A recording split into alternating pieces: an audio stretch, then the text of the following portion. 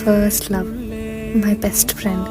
నాన్న ఇవాళ డిన్నర్ బయట చేద్దామా అని అడగగానే వెంటనే తీసుకెళ్ళిపోతారు.